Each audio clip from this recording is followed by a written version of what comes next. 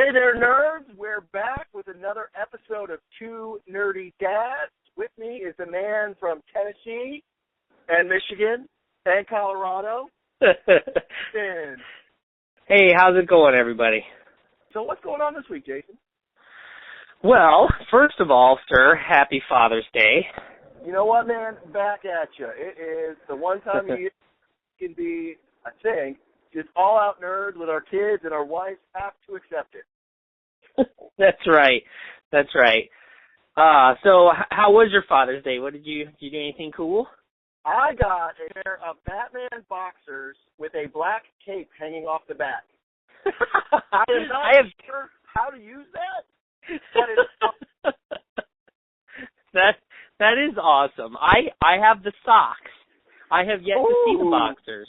Yeah. Yeah, I don't know, and it was a little confusing because it was red, white, and blue like Captain America, but it was definitely the bat symbol. So I'm like, I don't know what's going on here, but this is amazing. So very have those. Don't worry, fans, you will not see me in public with those. No. How about what'd you get? They have ordinances against that kind of thing. Not here in Vegas.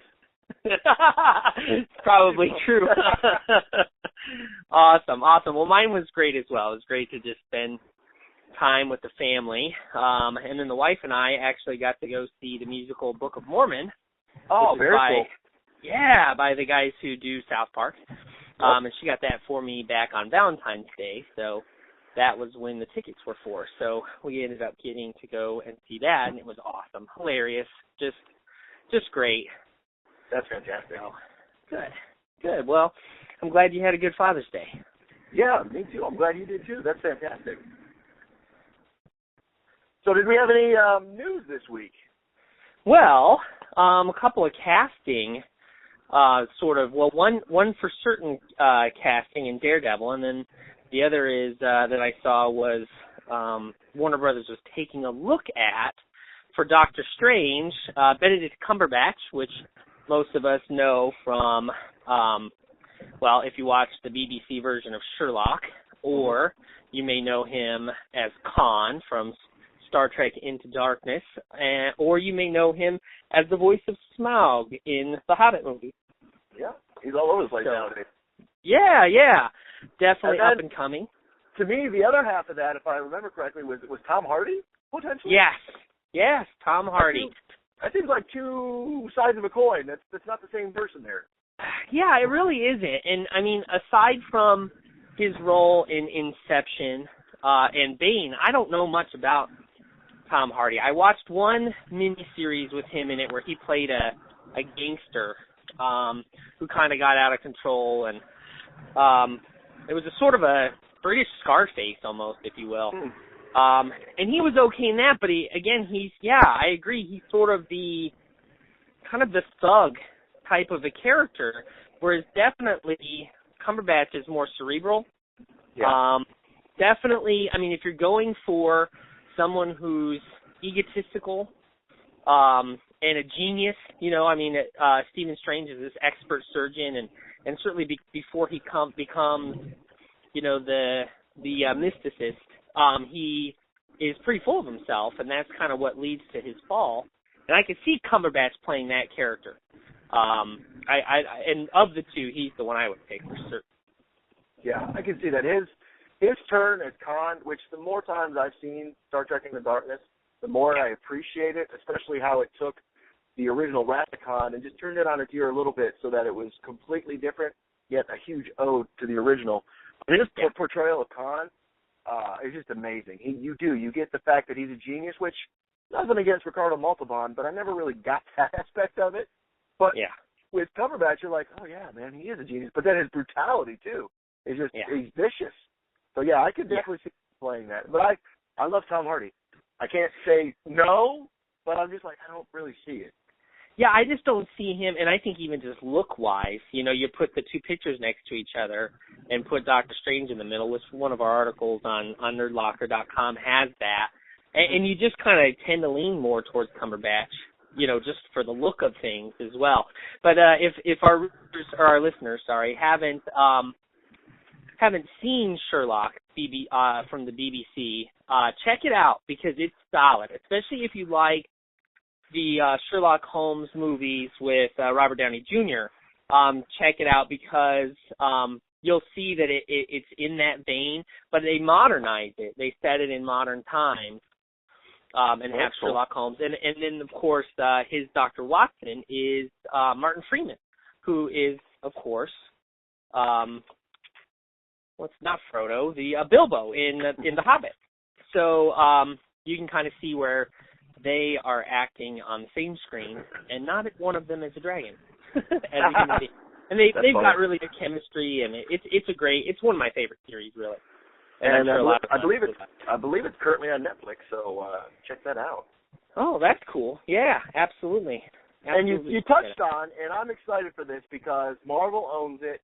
They're going to Netflix, which I think the Netflix model is amazing for TV shows, for original programming. Daredevil, and they have cast their Kingpin and Vincent D'Onofrio, who I think is an amazing actor. I shied away from seeing anything of his lately because he did the Law and Order thing for a long time, and I just don't watch Law and Order. But the things he did, especially with like Men in Black, as silly as it sounds, but him pulling off the character of Edgar as a bug, where he's just moving his body in weird gyrations and talking funny, it's like, man, that's impressive. Yeah, he definitely has the ability to do some character acting. You know, he can do a wide variety of things. And I think the same thing I have with him is I'm not sure he looks the part, but, you know, because I'm used to the Kingpin as being this basically like, I don't know, I mean like a 300-pound Lex Luthor, you know, like just a big, huge, stocky guy, which I'm sure he could pack on the pounds and really, you know, hit the weight room and beef himself out, and then, you know, they can shave his head, no problem. Yeah. But I have no question about his acting ability. I think he can nail that part, no problem. Yeah, I'm really excited about that. That's one of the few things I liked about the original. No, I know he's not the greatest actor. Rest in peace. I loved a lot of his movies, but Michael Clark Duncan as the Kingpin, I thought he did a fantastic job, and he was this big hulking dude, and I thought that was great. Yeah, he was, I thought, one of the highlights of that movie, you know, which isn't saying a whole lot, I suppose, but but I was pleasantly surprised with his performance, and I thought he fit it. It's because, hey, you can't ask this guy to do a wide range of roles, but if you give Duncan a role that's right up his alley, he can do it, you know, and he did. And I agree with you there. So the other bit of casting news we had, and it's more, I guess it borderlines news and rumor because it's kind of there, but it's not yet signed on the dotted line, is Aquaman. Jason Momoa. Yeah, Jason Momoa as Aquaman, which, again, it was baffling because everything that I had read, they had been rumoring this, and he always responded, you know, with sort of downplaying it, and even had been quoted as saying, actually, I see myself more as Lobo than as Aquaman. And so when he had said that, or I had seen he had said that in an article, I was like, yeah, I could totally see him as Lobo. And so that's how I had him in my head. So when it came out that no, in fact, he is actually, and I guess it's still rumored, but it's pretty confirmed, I suppose, is maybe the way it is, confirmed rumor, that he was going to be Aquaman. I don't know. I just sort of was like, oh. And I don't know if that's just because my expectations of him as Lobo were, you know, kind of had taken root, I suppose. So I had a chance to actually briefly meet him at the Motor City Comic Con. And I refrained from asking him, you know, about Aquaman because I'm sure he got that question like 32,000 times. But also because of the answers that he had given, and now I sort of wish I would have asked him that. I wonder what response he would have given me. But man, that dude is huge. Like, just seeing him in person, it was just like, I mean, he was stacked. That guy's he's gonna be a good Aquaman for sure. So all you nerdy dads out there, I want you to know the first name drop came from Jason, not Jim. It was like, oh, look at me, I'm Jason. I'm friends with Jason Momoa. I've met him. I gotta I gotta do what I can, man. Anytime something like that happens, it's such, I've got to build my street cred up a little bit here. No, but that's really cool because I don't know how many times you see an actor in real life and you're like, they're super small. They're like 5'9" and skinny as all get out. You're like, whoa, that's not the big guy I just saw on screen. That's cool. Yeah, no, I was definitely. He was there, and Lou Ferrigno had been there the year before, so I couldn't compare him right side by side. But this guy was like way taller than Lou Ferrigno. Big cool. guy. I'm sure he's going to do well, for certain. And then I don't know. I mean, I don't know what I would think. We've never seen Aquaman on the screen, so I don't know what. And I'm not a huge Aquaman fan to know how his character should come across. So I have no idea whether he could pull it off or not. The take I've heard is that they want to have Aquaman be sort of the angry Atlantean after the events of the World Devastator and Man of Steel, specifically over the Indian Ocean. And destroying the Indian Ocean and the sea life in it, he wants answers, so he comes to land to try and get those answers. I like that take. I'm a big fan of the New 52 take that they did, where it's sort of Arthur is this being torn between he's a human and he's an Atlantean, and he doesn't know which way to go. He does not want to be king, but he has to be king because his brother Orm sort of screwed things up. So I really like that take, but I think an angry Arthur, sort of and I didn't read way back in the day, so I'll go with my 90s knowledge. When he came back in the 90s, he seemed to have this more of a, I'm with the sea people, and this is what we do. Screw you guys. If you guys infringe on the world here, then we're going to have a problem. Yeah. Was that the grunge days with the hook hand too, or yes? I don't remember which villain put it in the Piranhas, but yeah, that was those days. Yeah. That was kind of, I remember that being, they were trying to make Aquaman tough because, I mean, for so long, and he still does, Aquaman has always had this stigma of being a loser superhero. Yeah. And being, real cheesy and what a lame power and all the rest. So they definitely, I remember in the 90s, tried to toughen him up and did so along the lines of, Ghost Rider and all those kind of, like, you just make them hardcore. And yeah, I remember that too. So with I his think long, it'll be flowing hair. Yes, his long, but he had a beard. He had a beard. That was true. That was true. But and that does. I mean, as I joke about it, Aquaman is one of our only blonde superheroes. So it's like, Jason Momoa is not blonde. Are they going to change? How are they going to do that? Yeah, I had wondered that myself as well. Are they going to make him blonde? I don't know. This is sort of a crazy question. I think maybe we'll let the girls worry about that one. Good point. Good point. But we got some news from DC, and again, it's speculation news. It's hard to tell anymore the way it comes out so fast. Oh, man. DC has kind of announced their slate. Well, I say Warner Brothers. It's sort of announced their slate of films to come out, and this is impressive because it's something that Marvel has done that we know, Phase 1, Phase 2, and what they're kind of coming up with. Well, DC's kind of made their announcements, and it's quite impressive. Yeah, it is. And I'm excited about it. I'm excited about the competition between Marvel and DC or Warner Brothers. Yeah. And I think that can only be good. I think it can be a good thing because it's going to make for more good comic book movies. And, I mean, how long have we been waiting for a Justice League movie? And now, it started out as Batman versus Superman was supposed to be a Man of Steel sequel. Initially that's how it was presented to us. And then we kept hearing, Wonder Woman's cast, Cyborg's cast, Aquaman has been cast, and I just kept saying, just call it Justice League already. Well, of Justice. So that kind of implies that it's going to be the beginning of when all these heroes sort of come to the forefront because of Superman, which I think is a cool idea. Yeah, and I was kind of surprised at where they're going because they're doing Dawn of Justice, obviously, and I don't remember the exact order, but I believe Shazam was the next one, which really surprised me that they're sneaking that one in.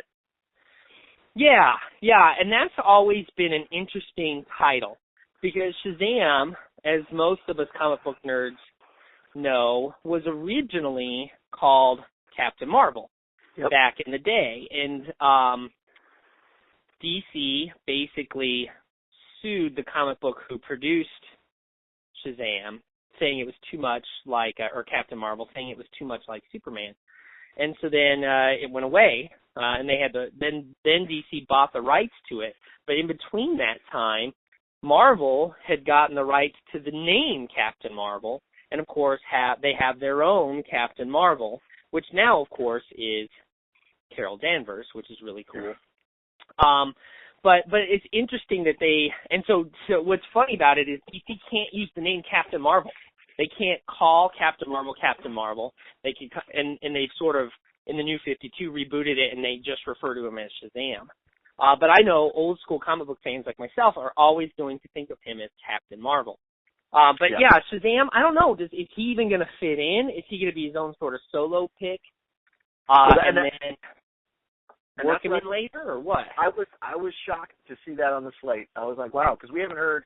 And to have that one so soon after Dawn of Justice, we haven't heard any casting about that. There's been rumors, once again, like Chris Johnson being Captain. I was about to do it, to be Shazam, but nothing definitive. So that's why I was surprised at that one. Well, the last rumor I heard about The Rock was that he was supposed to play what's the villain, the arch nemesis, Black Adam. Really? Wow. Yeah, that was the latest thing. I just seen that. So, and I think that would fit him perfectly. Yeah, that would be pretty cool. Yeah. That would be pretty cool. But the other movies they've announced are obviously Justice League, then a Wonder Woman solo project, an Aquaman solo project, a Flash versus Green Lantern project, and the one that surprised me the most, a direct sequel to Man of Steel. Yeah. Yeah, which was and that was announced too. Yeah, and I was sort of excited by it because it meant to me officially that, okay, so this Dawn of Justice, Batman versus Superman Dawn of Justice, isn't even really the Superman sequel, you know? It made me think, okay, because in my opinion, I was like, all right, so all these characters are just going to make cameos. But now there's the potential that, no, they're going to have more involved roles in this very first film, and maybe it ends with the formation of this Justice League, which would be for the next film. So I don't know. I kind of figured that DC would do this, that they would basically do the opposite of Marvel, where Marvel had all these solo films that led into an Avengers film, and DC, would instead have this basic Justice League film and then split off and do all the individual storylines, which it looks like they're kind of doing that. Although Flash and Green Lantern, I don't believe, have been put into the Dawn of Justice film. With Flash and Green Lantern that they have announced, we haven't heard anything about that cast. I think that's pretty exciting that, we could start from scratch with Green Lantern, which I know a lot of people think that we should. And I wonder who they'll end up going with the Flash. I know back before he played Green Lantern is, what's his name? Reynolds. Names. Yeah, Reynolds, thank you. Yeah. Always wanted to be Flash. That was the character he wanted to play. So maybe, I don't know if that would be any good, though, if by, having him switch over to Flash and have someone else, it's probably better just to start from complete scratch and not even have Reynolds in anything. You can go concentrate on being a better Deadpool. Yeah, that would be nice. But I think there's a good indication that where Warner Brothers is going, because when they announced the Flash TV show, I was a little concerned with continuity. I'm like, are they going to try and mesh the continuity between TV and movie like Marvel has done? But I think it's pretty obvious that they're not. It's you have your TV world and then you have your movie world. Right. And I'm sure that a lot of people that are huge fans of Arrow are going to be upset with me right now, but I think that's a good thing. I really do. Because I think they each have their separate niches, and to try to force them into continuity, I think is going to lead to more problems. I think it's easier to do what Marvel did and have S.H.I.E.L.D. spin out of, the Avengers movies, and that works a little bit better. But Arrow's great. I have nothing against Arrow. I think it's actually pretty good. I've only seen the first, I think, 2 seasons. I haven't seen the latest one.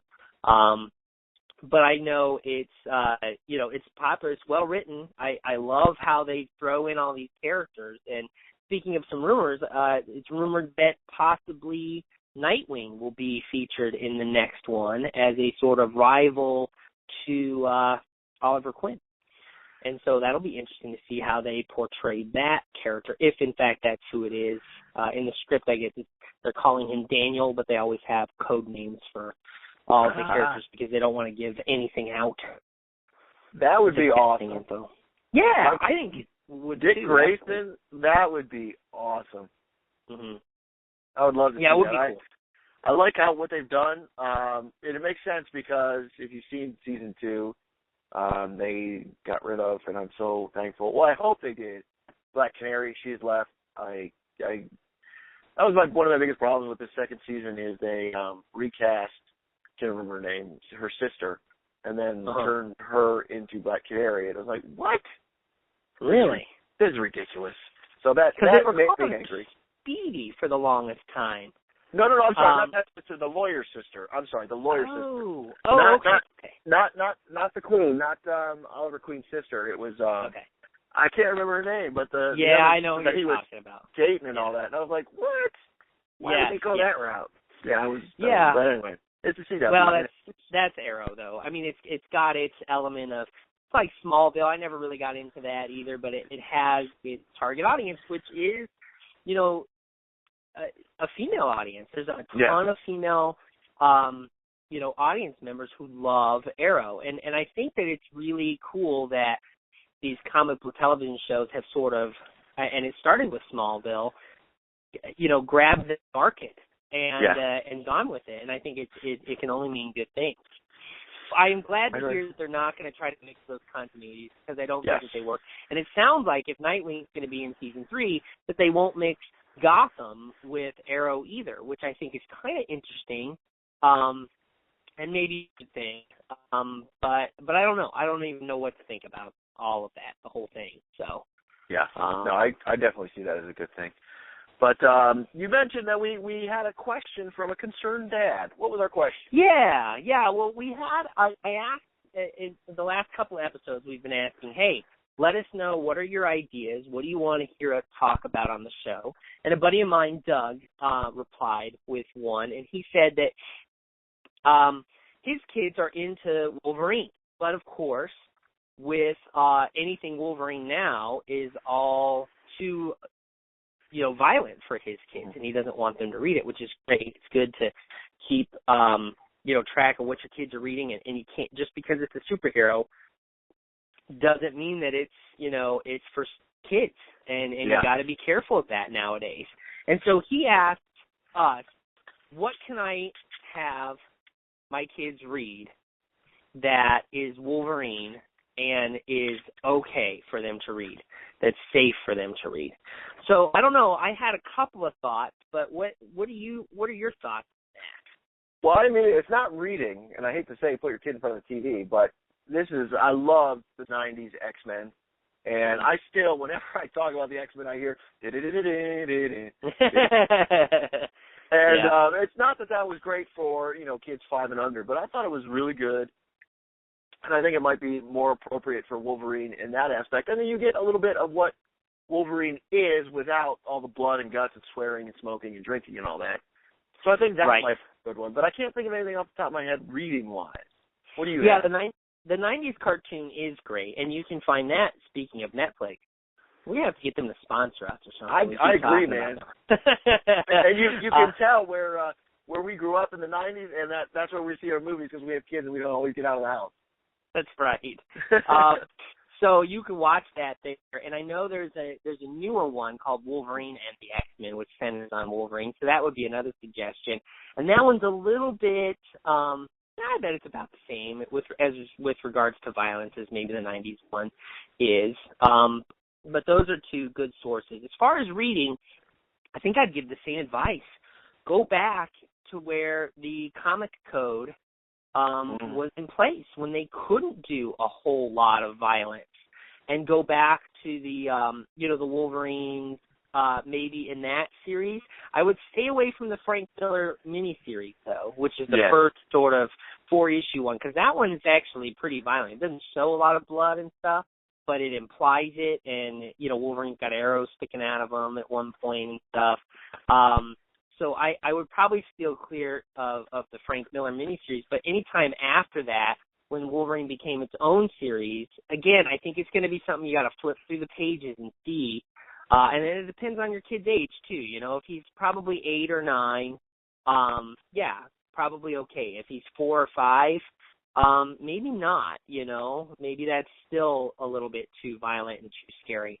But you can go that route. And the only other one I could think of where I was thinking, okay, really kid-friendly would be Power Pack. At one point, had Wolverine as a guest star. And it was this series of these 4 little kids that were all siblings, and each of them had their own power.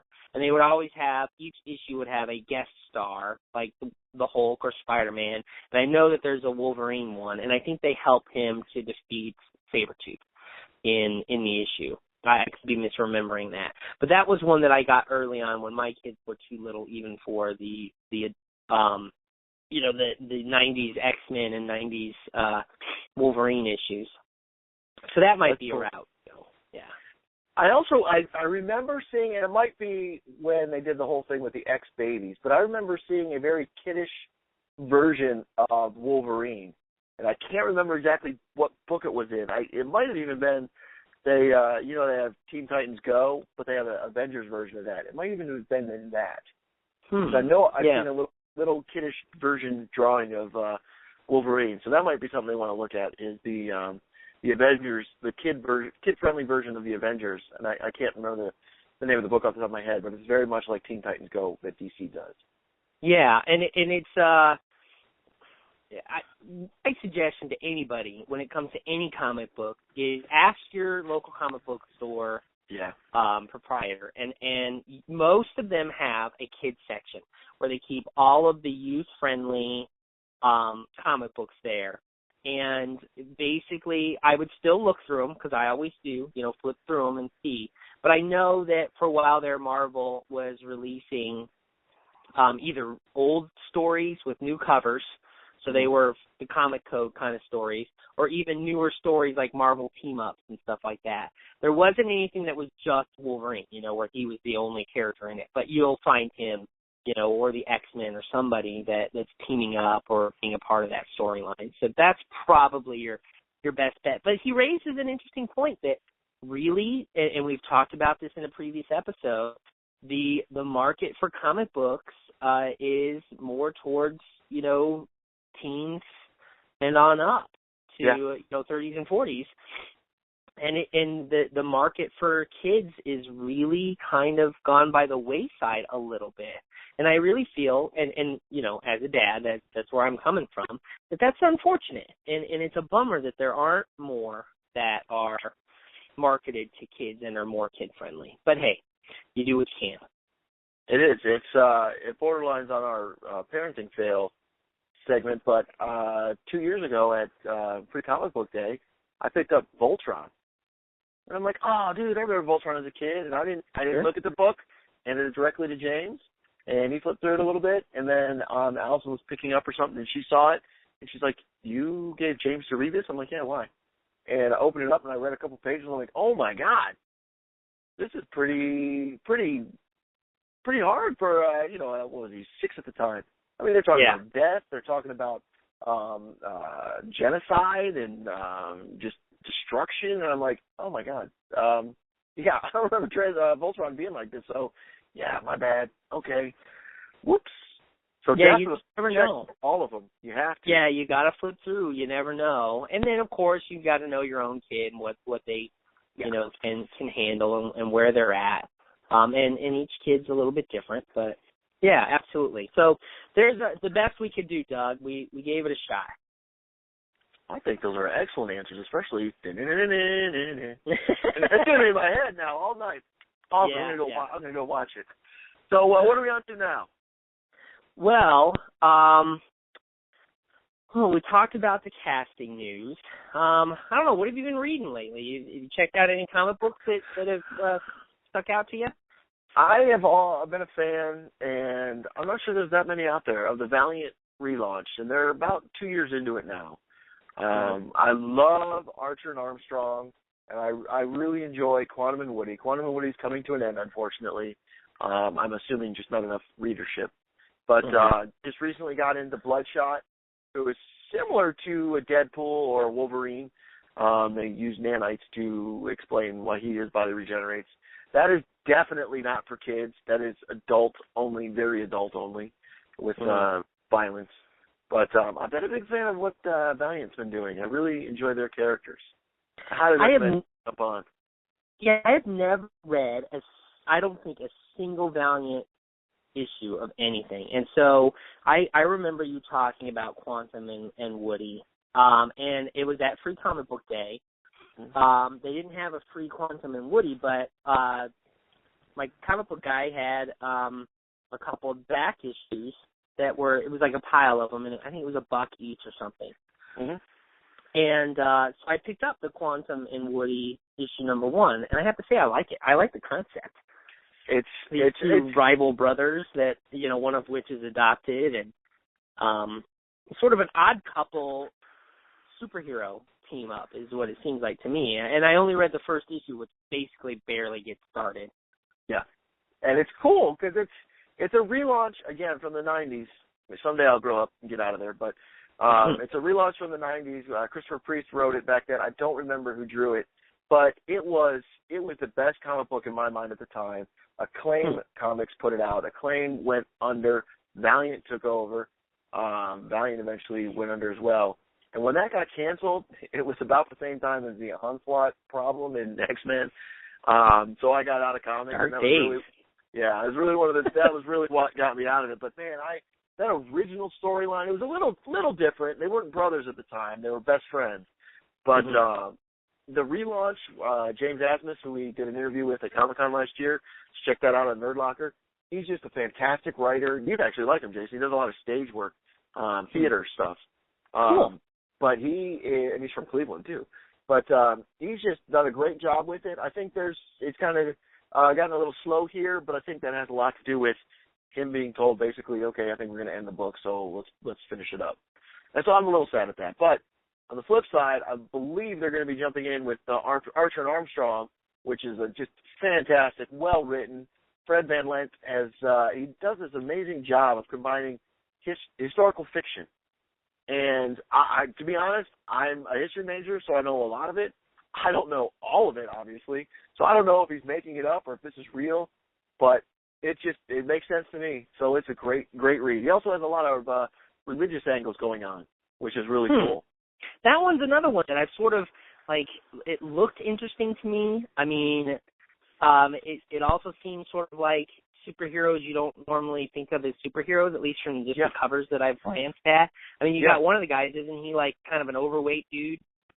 Yeah, he's basically eternal, and he just drinks a lot and sexes up a lot, and is a big fat guy. Yeah. So I don't know. I guess maybe I will take that up too, and maybe that could be something that we do as well. As I know it's hard. We can't read everything, especially as dads. We're so busy. But every now and then we should make these kinds of suggestions to our readers or something to pick up. So I might have to check that one out too. That would be cool because, to be honest, I got on Archer and Armstrong from Valiant basically because I got the short straw that day and had to read this book that we had to review. Cool. Otherwise, I would have never picked it up. And it turned out to be fantastic. So how about you? Great.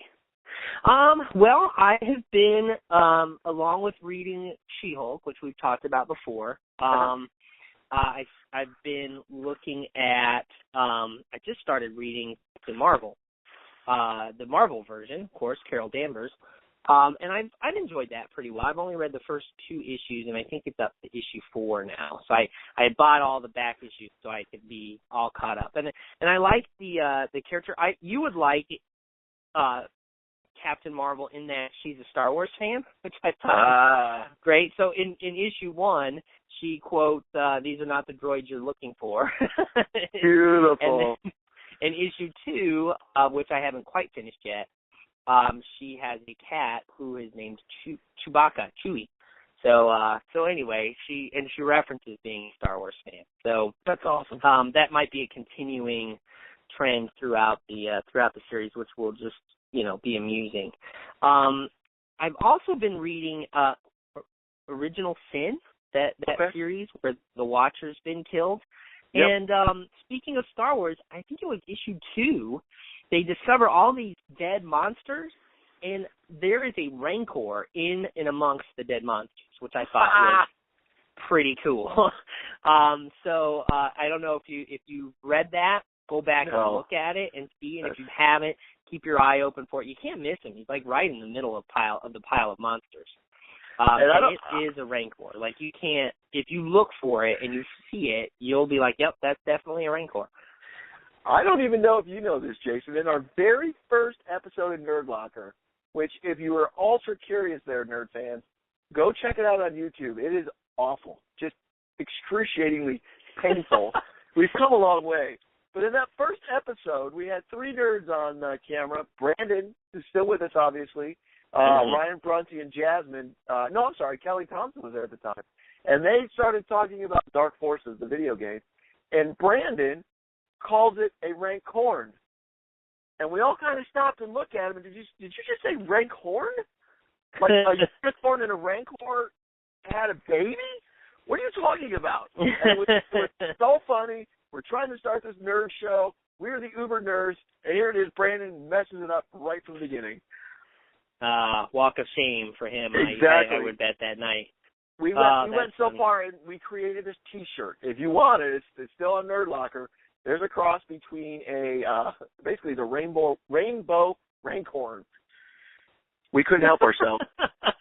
That sounds amusing. Yeah. Yes. The show definitely has come a long ways. I will have to go back and watch that episode now, just to see it. But that's pretty good. Hey, we all make mistakes, right? And those pronunciations are easy to do. Like Billy Mitchell, I'm just waiting to make my mistake. And if you don't know Billy Mitchell, watch King of Fistful of Quarters, King of Kong. Sorry, that's a way too nerdy reference. Okay. Anywho, Original Sin. We've actually here from Maximum Comics has been doing a lot of promotion of that. He really enjoys it. I was initially I was sort of annoyed by it. I thought, okay, here they're doing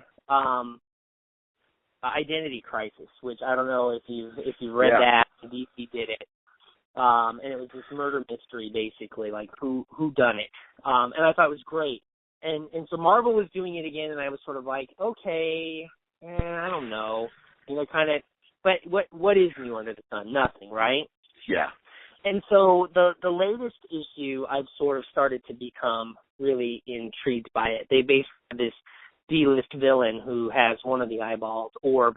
I don't even know whose villain he is, but he's highly amusing. Like he has an eyeball for a head, and it's not a mask or anything. So I don't know. I guess the jury's still out for me on that one. I did pick up the first issue of Wolverine's 3 Months to Die. So I did get sucked into that one, like I said I probably would last week. Success for Marvel. What was that? Success for Marvel. Yes, absolutely. So I don't know. That was okay. And I don't know. I've been reading a lot of stuff, a lot of Image stuff actually. So I don't know if you read a lot of Image or not, but Image has been doing. I started Shudder. Unfortunately, I didn't get to read it last week. I believe the new issue came out. MPH, the new one comes out tomorrow. Not tomorrow. On this Wednesday.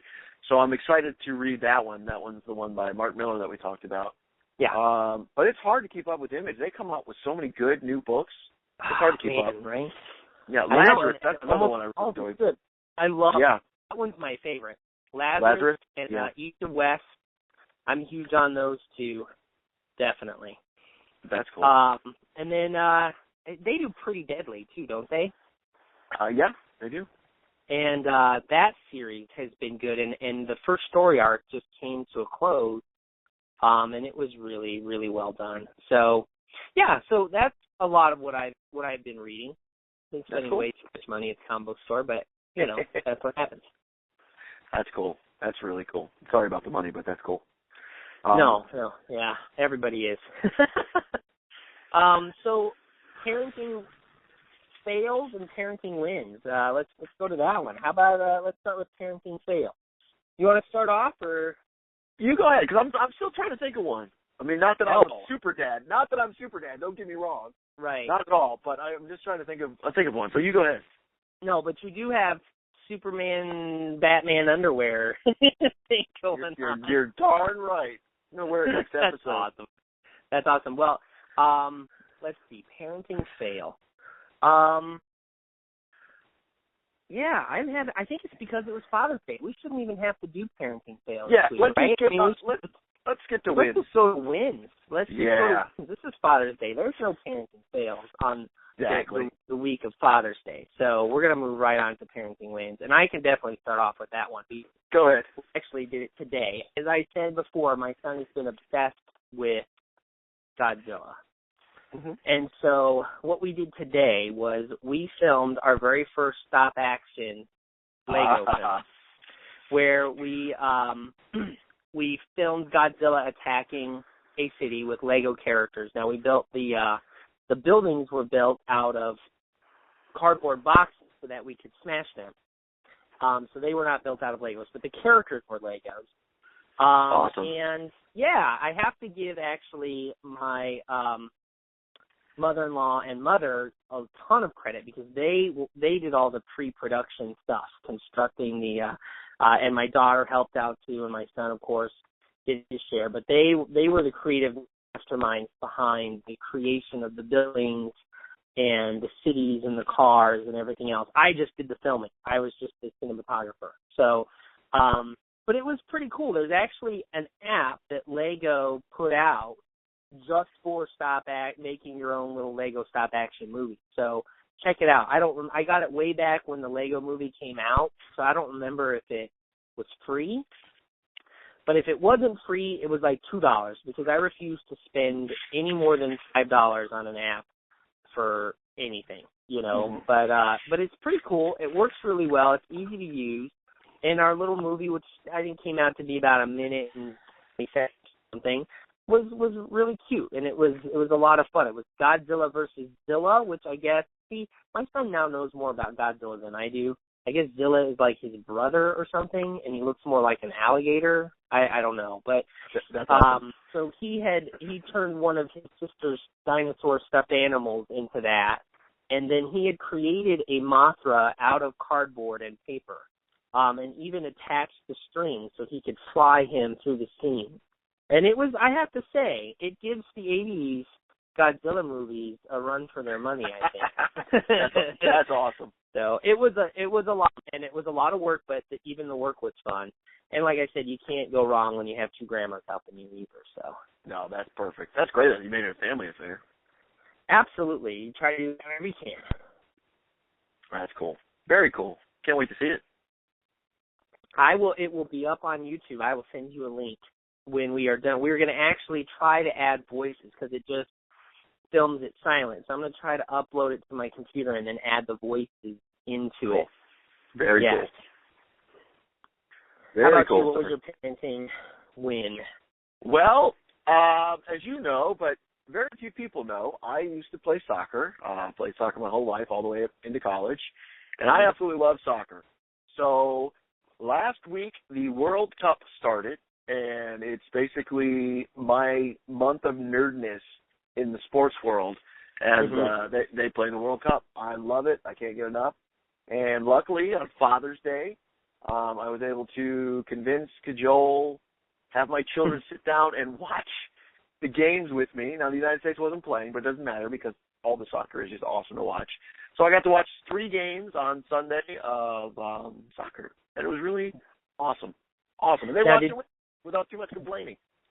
That's what I was going to ask you. Yeah. Now, did they follow it? Were they really into it, or? I will say they came and went, but Yeah. they sat with me for quite a bit. And for a 5-year-old and an 8-year-old, that's pretty good. I'll take that. That's But solid. they didn't complain about, Daddy, can we watch the Lego movie, or can we watch My Little Pony, or we can watch Pokemon. So I will take that, and I know I'm being selfish, but it was Father's Day. As a parenting win, and I convinced my kids it was okay and it was a good thing to watch soccer. Hey, it's if nothing else, yeah, culture, right? World culture. Exactly. Right. And a shout out to our boys who won. The United States beat Ghana 2-1 today in one of the ugliest games I've ever seen. It doesn't matter. It's a win. We'll take it. A win's a win. And Jason a win knows is a win. that most of the sports teams that I root for are awful and don't win anything, so having one of my teams win is very nice. Yes. And so who are you pulling for then to win the whole thing? Because as we know from our own coach, the U.S. stands no chance of winning. So we'll say it that way. I'm pulling for the United States, but realistically, I have to say that the Netherlands looked really good. They looked very impressive in their win over Spain, just dominated 5-1. And the other team that, who was it? I'm trying to think who it was. Germany today. Germany looked, oh my gosh, they destroyed Portugal 4-0. They looked unstoppable. So I'd say either of those pretty much, and I'll have to lean towards Germany because Netherlands never wins. They always finish second or third. So I'm going to have to lean towards Germany. Huh, that's interesting. Yeah, I know very, very little about soccer. I know, a little bit about who's good. I know Brazil's always good, right? I mean, they always have a good team.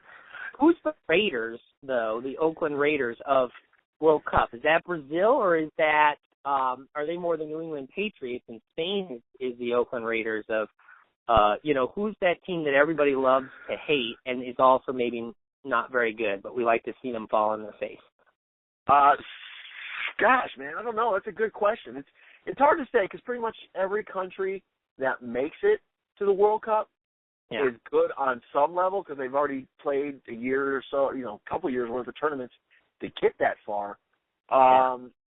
It's hard to say. Personally, I'm not a big fan of the style that Italy plays, and I know that's going to make a lot of people angry because Italy's a big team.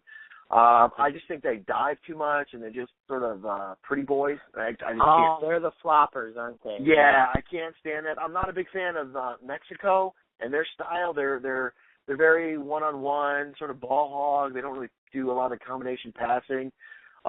Brazil has a very fluid, beautiful style, but watching them against Croatia as their first game, they did not look good at all, which is surprising because they're the host country. Uruguay. Yeah, that might be. It might be nerves. But Uruguay got upset, which was kind of surprising. I know one of their stars was out, so he didn't play. Trying to think who else looked good. Argentina did not look great, but they looked pretty good. They might be able to pull together. Again, it was the first game. I think maybe Argentina might sort of fall into that realm where, and that might just be a personal thing. I don't know. I remember the days of Diego Maradona and just being like, man, he's good, but I don't know if I like him. And then this whole drug thing came out. I was like, I don't like Argentina. Forget that. But Argentina might be that team. And again, that might just be me personally. France is another one. I'm not a big fan of France. No one likes France. No one likes France like in any regard. But it's tough because they had Zidane, who was one of the greatest players. He was one of my favorite players of all time. And he was he helped France win World Cup twice, and they were just great. But for the most part, I can't stand France. So it's a tough one. As you can tell, I'm uber nerdy into this. I love it. I think we just lost about half our listeners. I know. They're like, what? We're out of here. Nigeria played today, and I watched it. I mean, that's like the dumbest game ever, and I watched it. It was like, yes, fantastic. So, yeah. And so if you're still listening after all that, check out the World Cup. It's awesome. Yeah, give it a shot. I mean, hey, it's always good to try new things, whether it's a new comic or a new sport. Give it a shot. I know I watched soccer before, and it's hey, I like watching it better than I like watching baseball. So I don't know if that's saying much, but anyway. I will say it's hard to watch, so I understand when people say, well, I don't like soccer. It's like, I know. I played it my whole life, so I get what's going on in the field. But if you've never seen it, it just looks like a bunch of people running around doing nothing, and it gets boring because the scores are low. So I get it. I understand. Yeah. We have short attention spans over here too. You know, we like lots of scoring, lots of action, and that's soccer doesn't really offer that often. But you know, hockey doesn't really either, and yet, you know, a lot of Americans like watching hockey. But I suppose you know, that's why football will always be king over here in the States. So, Go all Browns. right, Jimmy.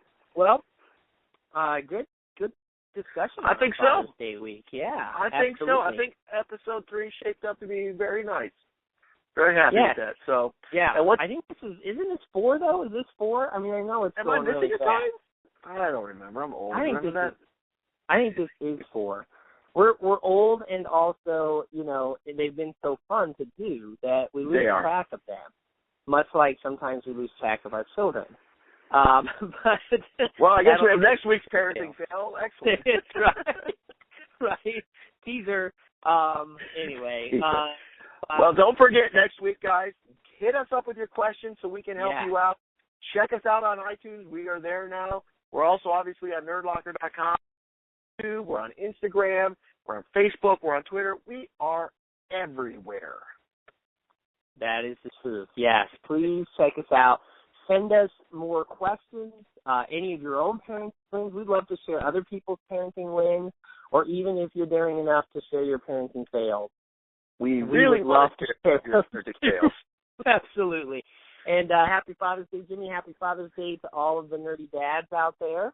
Back at you, sir. Thank you to all the nerdy moms out there for making Father's Day weekend key, because we know that they are a big part of making Father's Day successful too. And tolerating all us nerdy fathers. That's right. So, cool. Well, we will see you guys next week, whether it's episode 4 or 5, because I can't remember. We will check you later. Have a nerdy week, guys.